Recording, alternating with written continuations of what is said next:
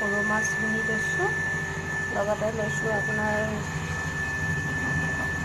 নহৰু পেষ্ট, পিঁয়াজ এটা কাটি লৈছোঁ, কেইডোখৰমান নহৰু কাটি লৈছোঁ আৰু শুকান জলকীয়া অকণমান দিছোঁ। আপুনি কেঁচা জলকীয়াও ল'ব পাৰে, কিন্তু মই শুকান জলকীয়া দিছোঁ। আৰু লগতে জিৰা, জালুক, ধনিয়া মিক্স কৰি এইটো পেষ্ট কৰি লৈছোঁ মই। এইটো অকণমান হালধি আৰু সোৱাদ অনুসাৰে নিমখ আৰু অকণমান জলকীয়া গুড়ি। এতিয়া আমি গেছটো কেৰাহীত অন কৰি লওঁ।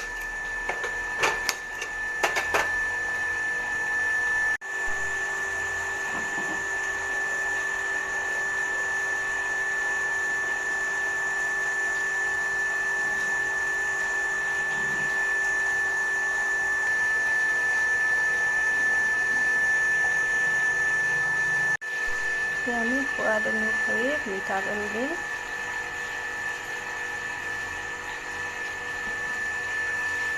চাওক, আমি মাছখিনি অকণমান ফ্ৰাই কৰি ল'ম। সৰু মাছ ন, অকণমান ফ্ৰাই কৰি ল'লে ভাল লাগে সোৱাদটো। মাছখিনি আমি নমাই ল'ম।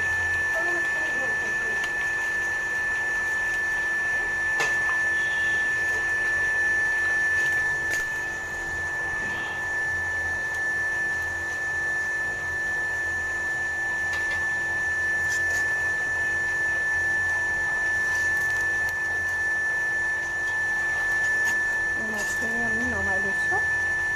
এই যিখিনি তেল আছে সেইখিনি তেলতে আমি পিঁয়াজ দি দিম।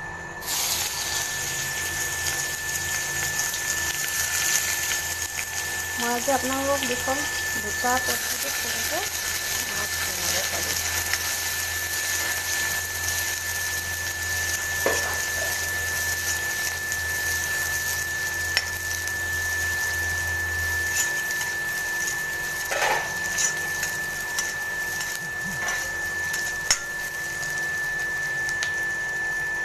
পিঁয়াজখিনি আমাৰ ভাজা হৈ গ'ল। এতিয়া আমি ইয়াতে থৈ দিয়া মছলা গোটেইখিনি দি দিম, যিখিনি আমি তেতিয়াই লৈছিলোঁ।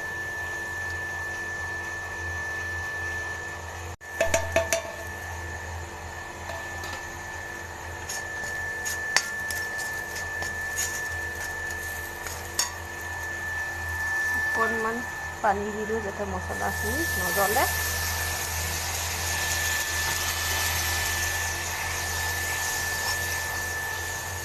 মই পাহৰিয়ে গৈছিলোঁ নহয়, আপোনাৰ নহৰু পিচাখিনিও অলপ দিবলৈ লাগিছিলে।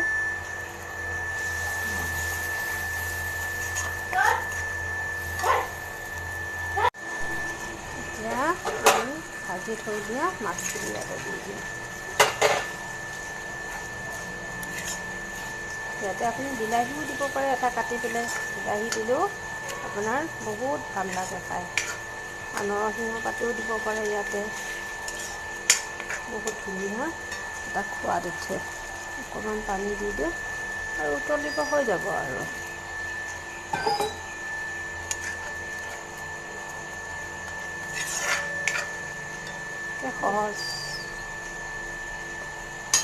সহজতে একদম সহজতে মাছৰ সৰু মাছখিনি চৰচৰি ভাজি হৈ গ'ল আপোনাৰ।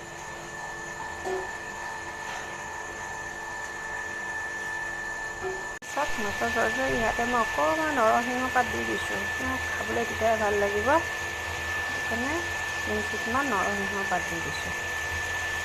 বেছি মাছ নহয় ন, অকণমান দিছোঁ সেইটো কাৰণে। অকণমান তেলটো উঠিছেই নহয়, এতিয়া মাছ হৈ গ'ল আৰু।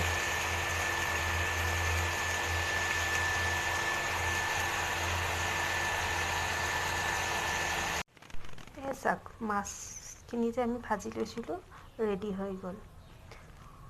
যদি মোৰ এই ভিডিঅ'টো ভাল লাগিছে, এটা ছাবস্ক্ৰাইব কৰি দিব, লাইক কৰিব, শ্বেয়াৰ কৰিব, কমেণ্ট কৰিব আৰু ওচৰত থকা বেল আইকনটো টিপি দিব, যাতে মোৰ নতুন ভিডিঅ'বিলাক আকৌ আপোনালোকে পাই যায় প্ৰথমতে।